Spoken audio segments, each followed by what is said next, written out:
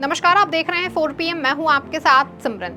दिल्ली में कथित शराब घोटाले में गिरफ्तार मुख्यमंत्री अरविंद केजरीवाल चर्चा में हैं। न केवल देश बल्कि अमेरिका जैसे देशों में भी इनकी गिरफ्तारी को लेकर चर्चा हो रही है। इस मामले पर सभी अपनी पैनी नजरें टिकाए हुए हैं और भाजपा की किरकिरी हो रही है। ऐसे में अरविंद केजरीवाल की गिरफ्तारी के बाद आज उन्हें दिल्ली की राउज एवेन्यू कोर्ट में पेश किया गया। यहाँ केजरीवाल की हिरासत पर सुनवाई हुई। इस दौरान अरविंद केजरीवाल ने अदालत में बयान देते हुए कहा कि ये केस पिछले 2.25 सालों से चल रहा है। 17 अगस्त को 2022 को सीबीआई का पहला केस फाइल हुआ था और 22 अगस्त 2022 को पीसीआईएल फाइल हुई थी। मुझे गिरफ्तार किया गया है। ना तो किसी कोर्ट ने मुझे दोषी करार दिया है और ना ही मेरे ऊपर कोई मुकदमा चला है, ना ही मेरे ऊपर कोई आरोप तय हुआ है और ना ही मेरे ऊपर कोई आरोप लगे हैं।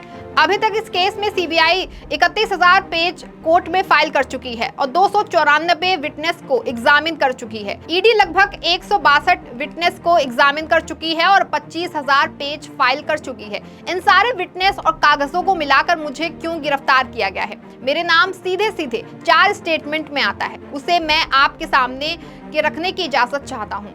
मेरा नाम 4 जगह आ रहा है। सबसे पहले है सी अरविंद मनीष सिसोदिया जी के सेक्रेटरी थे। उन्होंने ये बयान दिया कि एक दिन वो मेरे घर में मेरी मौजूदगी में मनीष सिसोदिया जी ने उनको कुछ एक्साइज के डॉक्यूमेंट हैंड ओवर किए। उन्होंने ये नहीं कहा कि कुछ पैसे दिए, ऐसा कोई आरोप महीना। मैडम, मेरे घर पर ढेरों विधायक, मंत्री और अधिकारी आते हैं, उनके सेक्रेटरी आते हैं, वो आपस में खुसुर फुसुर करते रहते हैं और डॉक्यूमेंट भी एक्सचेंज करते हैं।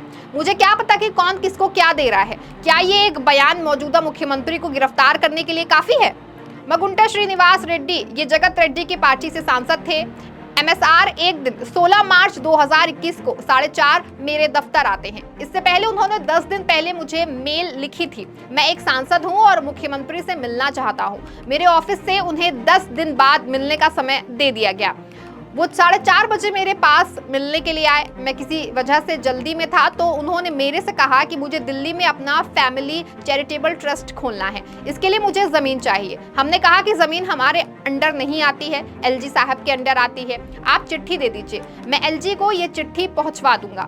16 दिसंबर 2022 को उनके घर पर रेड होती है। उनसे पूछा जाता है कि क्या आप केजरीवाल जी से मिले? उन्होंने कहा कि हाँ, मैं मिला और मैं केजरीवाल जी से अपनी फैमिली ट्रस्ट के लिए जमीन मांगने के लिए गया था। ये 16 दिसंबर 2022 को सेक्शन 17 में जिक्र है। 5 महीने के बाद 10 फरवरी को उनके बेटे को गिरफ्तार कर लिया जाता है। उनके बावजूद वो अपने स्टेटमेंट पर कायम रहते हैं। 16 जुलाई उसके पिताजी अपना स्टेटमेंट बदल लेते हैं। 16 जुलाई को अपना बयान बदल लेते हैं और 18 जुलाई को उनका बेटा छूट जाता है। उनके बाद उनका कोई स्टेटमेंट नहीं आता है। बयान पर बयान हो रहे थे।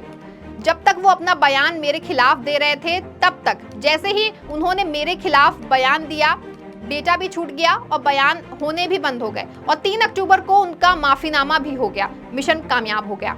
इसका मतलब ईडी का मकसद केवल और केवल मुझे फंसाना था। सेक्शन 50 के 3 स्टेटमेंट है, तीनों बराबर हैं। उनमें से एक स्टेटमेंट को तवज्जो क्यों दी गई?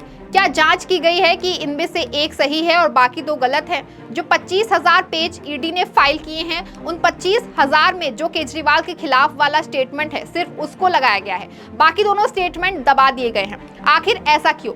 तीसरा स्टेटमेंट है उनके बेटे का, राघव मुगंटा से 16 सितंबर को उनके घर पर रेड होती है और बयान लिया जाता है। 10 फरवरी को उनको गिरफ्तार किया जाता है। उनके बाद उनके 5 बयान लिए जाते हैं। उसमें वो यही बोलते हैं जो पहले बोला है। 5 महीने तक वो जेल में रहता है। इसके बाद 16 जुलाई को जब पिताजी बयान बदलते हैं तो 18 जुलाई को उनको छोड़ दिया जाता है।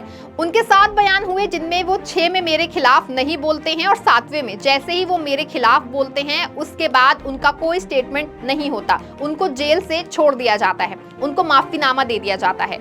ये जो 6 स्टेटमेंट हैं ये रिकॉर्ड में नहीं लाए जाते।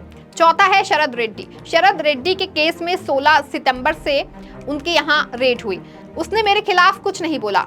9 नवंबर को उसने मेरे खिलाफ कुछ नहीं बोला। 10 नवंबर को उसकी गिरफ्तारी हुई। उसके बाद उसके 9 बयान दर्ज किए जाते हैं जिसमें वो मेरे खिलाफ नहीं बोलता। उसके बाद 6 महीने गिरफ्तार रहने के बाद 25 अप्रैल को वो टूट जाता है और वो केवल इतना कहता है कि मैं विजय नायर के साथ सीएम साहब के पास गया था। सीएम साहब जल्दी में थे तो सीएम साहब ने कहा कि विजय के टच में रहो, विजय अच्छा लड़का है।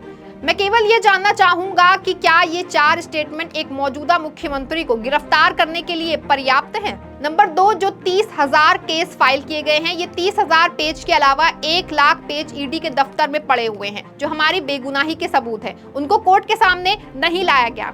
शराब घोटाले का पैसा आखिर कहां है? आरोप लगाया जा रहा है कि 100 करोड़ रुपए किसी साउथ लॉबी ने शराब की पॉलिसी बनाने के लिए आम आदमी पार्टी को दिए।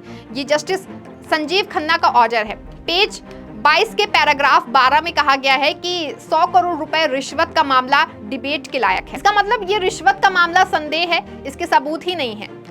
असली शराब घोटाला शुरू होता है ईडी की जांच के बाद। जब ईडी की जांच शुरू होती है, ईडी की जांच के 2 मकसद थे। पहला मकसद आम आदमी पार्टी को क्रश करना, आम आदमी पार्टी को भ्रष्टाचारी साबित करना, खुद फैलाना कि आम आदमी पार्टी ने शराब घोटाला किया है। ईडी का दूसरा मकसद था इसके पीछे एक्सटॉर्शन रैकेट चलाना, जिसके जरिए वो पैसे इकट्ठा कर रहे हैं। शरद रेड्डी के केस में शरद रेड्डी को जमानत 2 कारण से मिली। सबसे पहले शरद रेड्डी ने मेरे खिलाफ बयान दिया और शरद रेड्डी ने गिरफ्तार होने के बाद 55 करोड़ रुपए का चंदा भाजपा को दिया।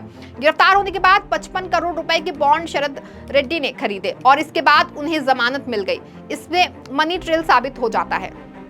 गिरफ्तार होने के बाद उसने 55 करोड़ का चंदा भाजपा को दिया। भाजपा के अकाउंट में ये पैसा सीधे तौर पर गया। इससे मनी ट्रेल साबित हो गया। ये पूरी जांच का मकसद था कि एक तरफ आम आदमी पार्टी को क्रश करना, एक स्मोक स्क्रीन क्रिएट करना और पीछे से एक्सटेंशन करना। इस खबर में फिलहाल बस इतना ही। तब तक के लिए आप देखते रहें 4 PM। धन्यवाद।